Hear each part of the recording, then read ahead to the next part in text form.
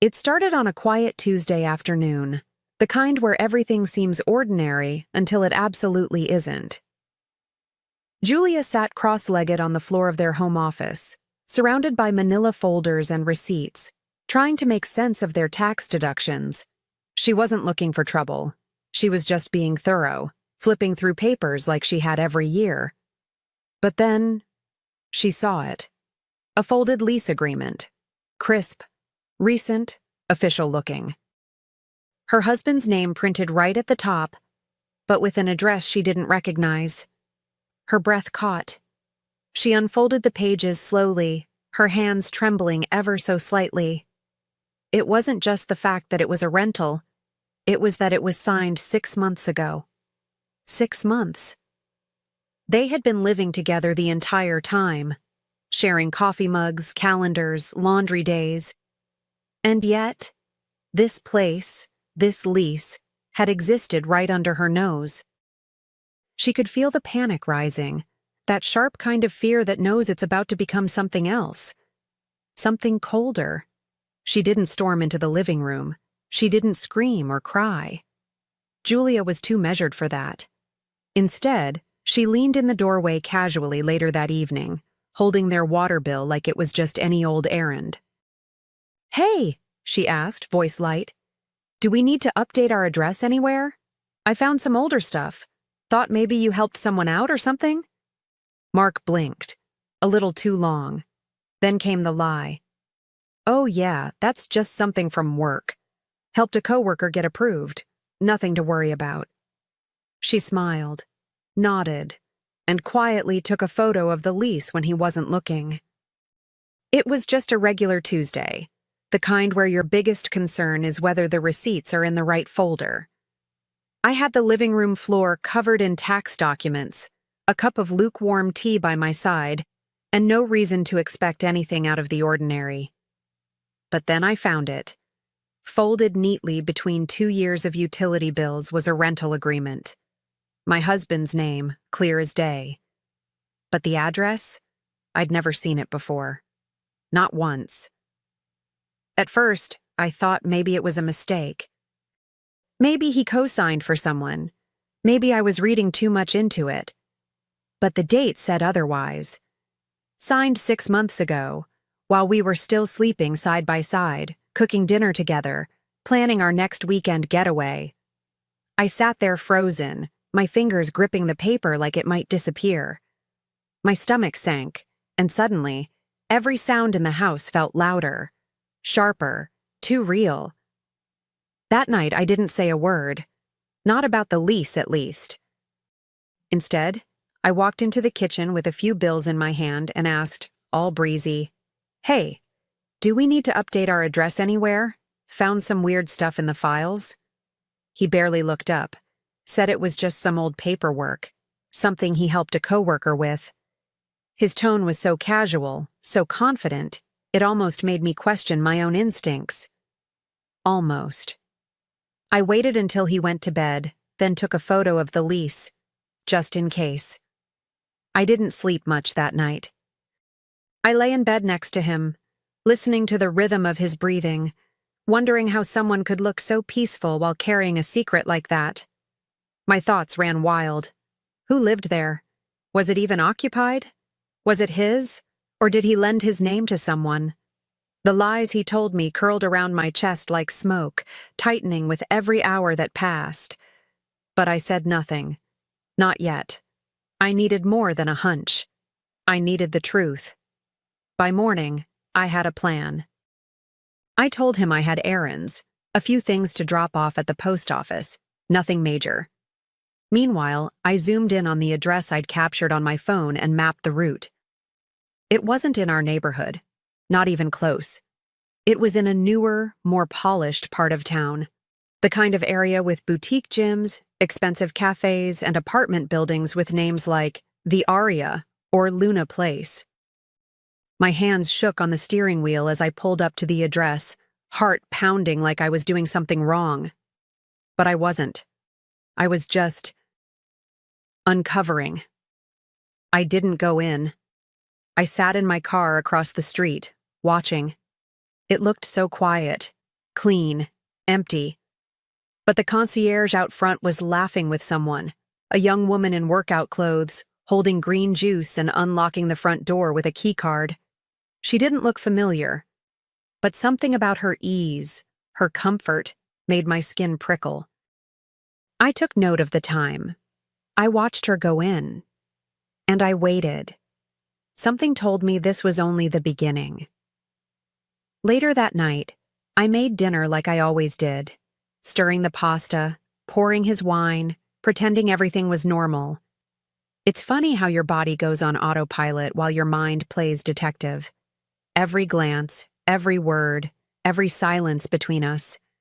I watched it all like I was outside myself. I studied him. He laughed at something on his phone, told me about his day, kissed me goodnight. And I smiled back, steady and sweet, with the image of that lease burning a hole in my memory. Over the next few days, I replayed that moment over and over.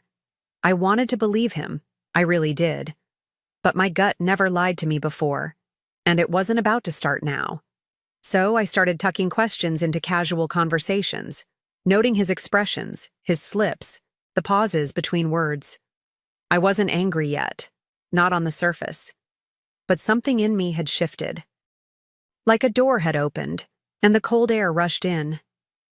I wasn't just his wife anymore. I was watching him, closely. And the more I watched, the more I knew. That lease wasn't just paperwork. It was a breadcrumb. And I intended to follow it, every step of the way, until I found out exactly what kind of life my husband had been renting behind my back. The following week, I found myself parked outside that apartment more times than I care to admit. I wasn't proud of it. But curiosity, once ignited, doesn't just flicker out. It spreads. I sat there with sunglasses on, coffee in hand, trying to look like just another tired woman taking a break from errands. But inside, I was boiling. Because if there was something to uncover, I needed to see it with my own eyes. No more trusting words. Just proof. The first time I saw her again, it stung.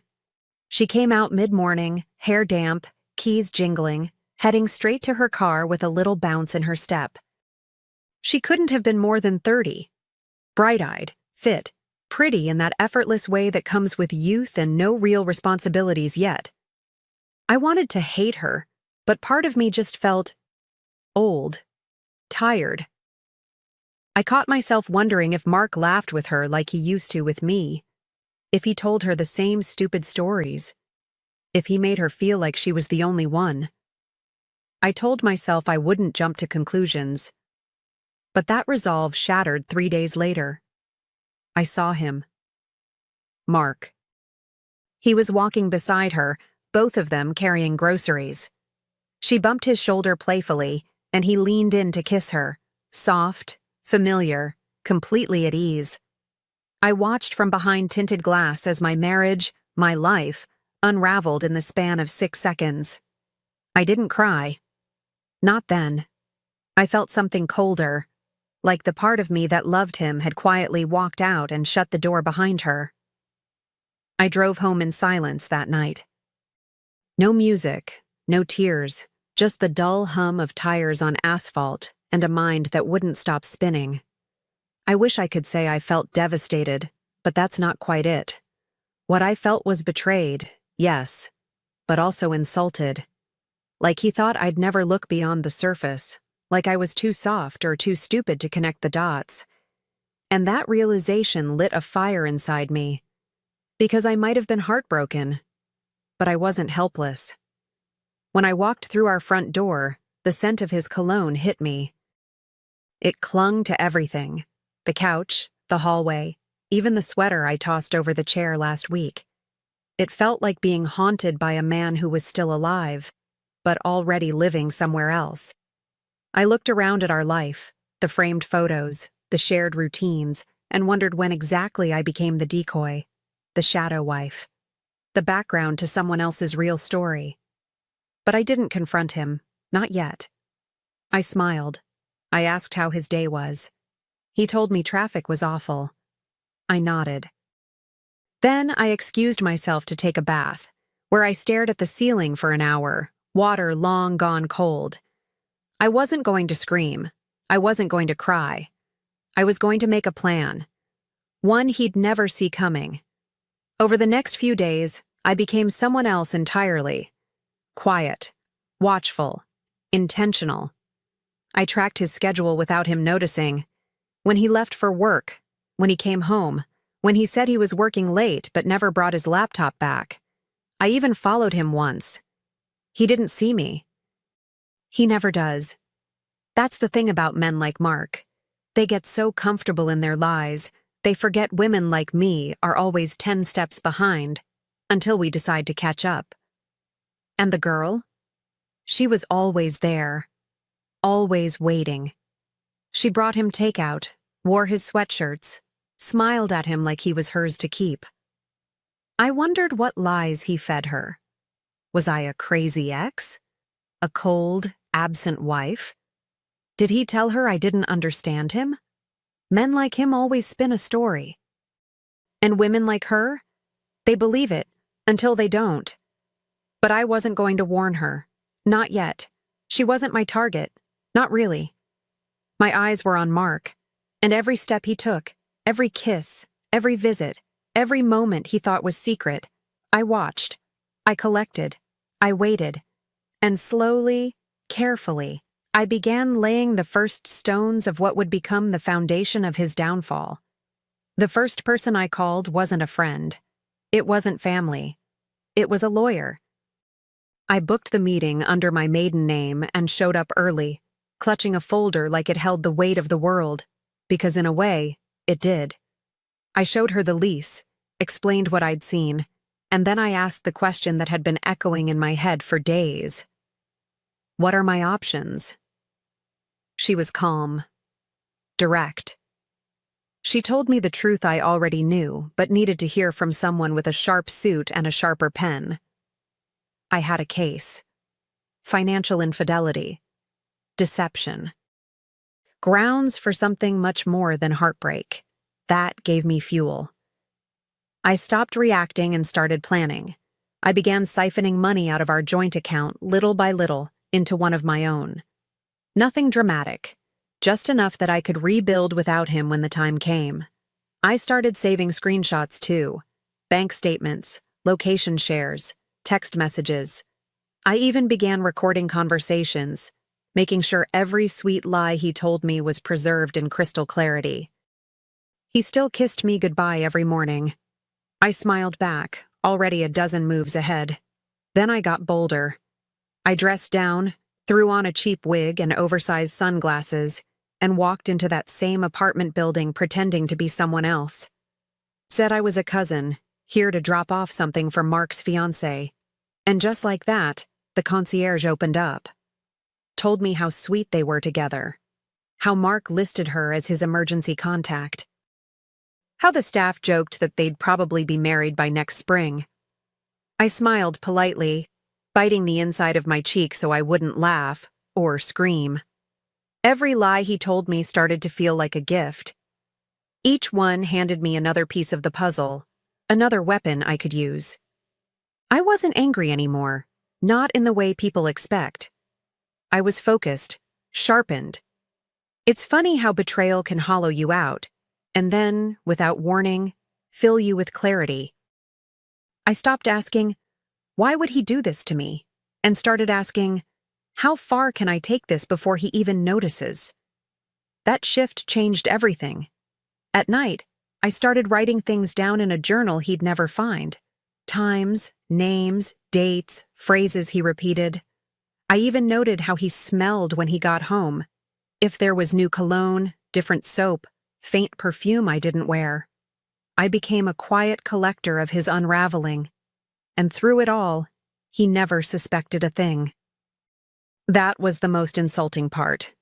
He thought I'd never put it together, that I'd stay small, stay sweet, stay silent. But I had something he didn't: patience. He acted with impulse. I moved with precision. I knew exactly what I was building. And I knew it had to be public, unforgettable, and impossible to recover from. So I began designing the evening. One he'd never see coming. One that would look like love, right up until the very moment it didn't. I chose the date carefully. Not his birthday, not our anniversary. Too obvious. I picked a night in between, one that would feel random to him but symbolic to me. I booked the venue, one of those cozy chic places with candles on every table and a string quartet in the corner. I told him it was a surprise dinner, something to celebrate us. He smiled, kissed my forehead, said he felt guilty for forgetting whatever it was. I assured him it didn't matter. It would. I sent out the invitations with care. Friends, colleagues, even his parents. And of course, her. The fiancé. I messaged her from a new account, said I was a close friend of Mark's who had met her once at a networking mixer, told her we were throwing him a surprise celebration and it would mean so much if she came. She said yes, of course she did. That's what love does. It makes you show up without question. I counted on that.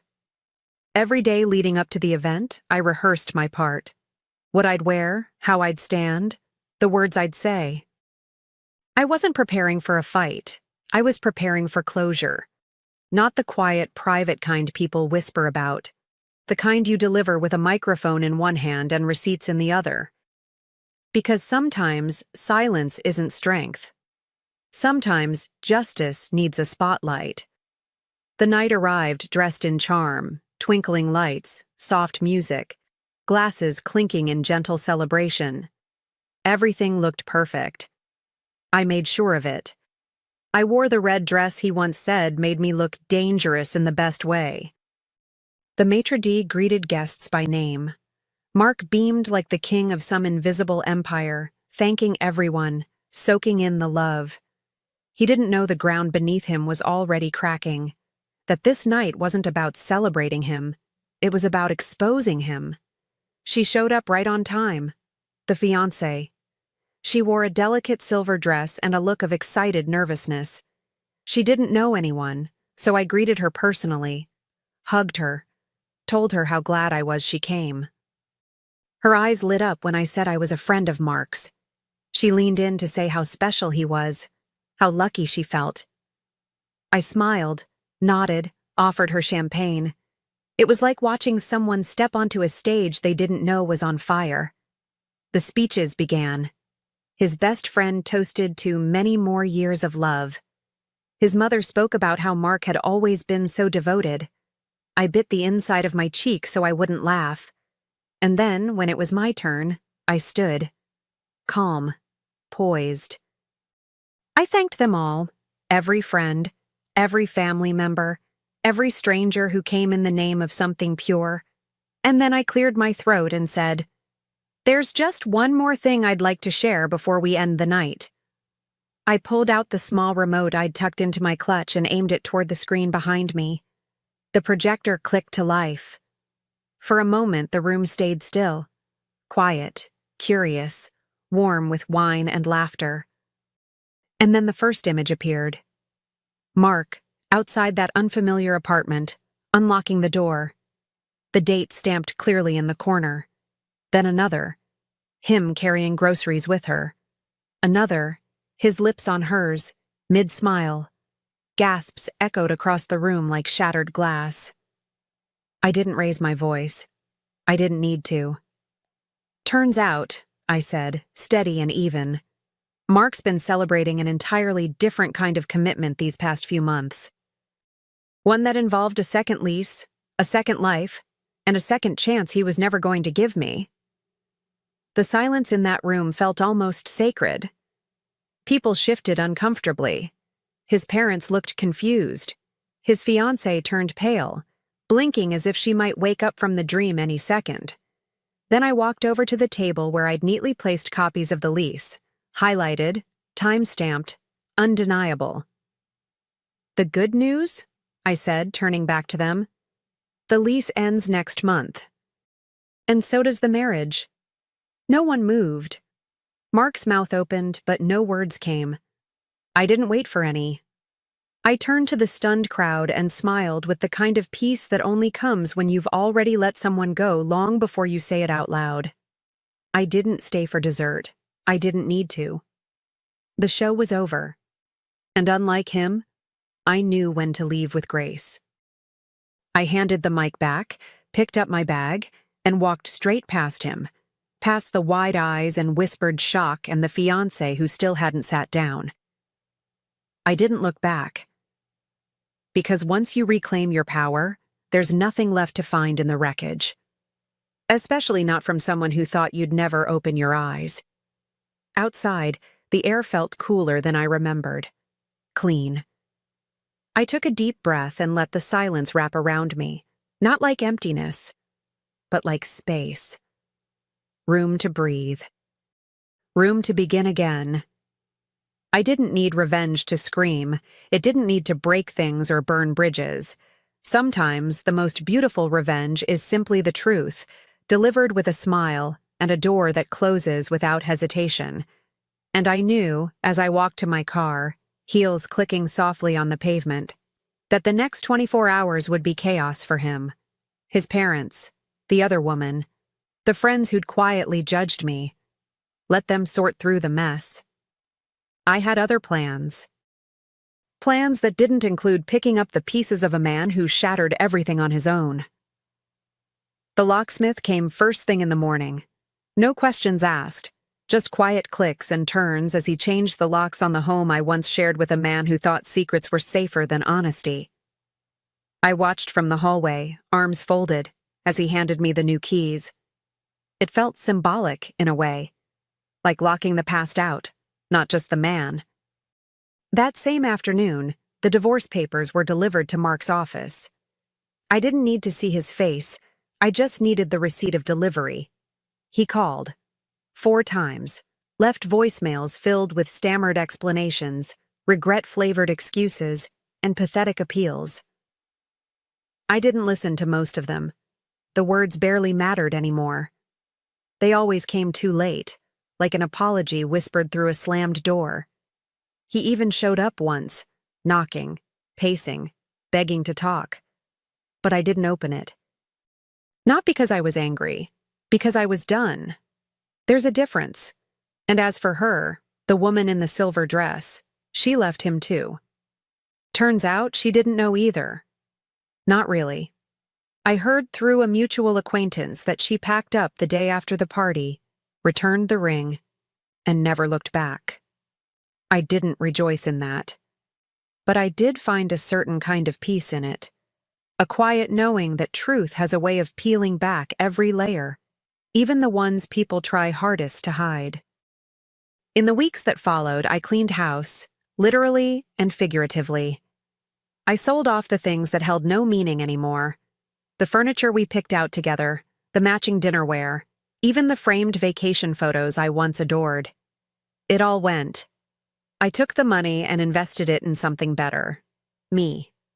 Therapy sessions, a personal trainer, a cooking class I'd always talked about but never made time for. Every move felt like stitching a piece of myself back together, stronger, clearer, untouched by his shadow. I started waking up earlier, not because I had to, but because I wanted to. I'd sip my coffee on the back porch, barefoot and free, listening to birds instead of lies. I stopped checking my phone for his messages, started listening to music I actually liked again. Funny how someone's presence can take up so much space in your life, and how quickly the air clears once they're gone. I was breathing fully for the first time in years. Then one day, I booked a trip. Just for me. No itinerary, no matching luggage set, no fake smiles across a shared hotel bed. Just a one-way ticket to somewhere warm, where no one knew my name, and the only ring on my finger was the one I chose for myself. It wasn't about escaping, it was about reclaiming. Because there's something beautifully rebellious about taking joy where heartbreak once lived.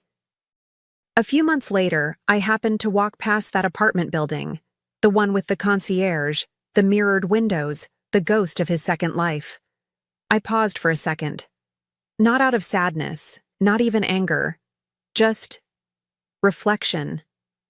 It felt like a place from someone else's story now, someone I used to be. I smiled, not because I missed any of it, but because I didn't, not one bit. And that to me was the truest kind of freedom. He lost everything in silence. I didn't need to scream. I didn't burn bridges or slash tires or make scenes. I just stepped back and let the truth do what it does best, unravel the lies on its own time. And in the end, he stood there, alone, exposed, and exactly where he put himself. Meanwhile, I was already halfway into a new chapter, one I wrote without needing his name at the top of the page. The thing about betrayal is, it doesn't break you, not if you don't let it. It teaches you. It strips away illusion. It introduces you to the version of yourself that knows exactly what she's worth and refuses to settle for anything less ever again.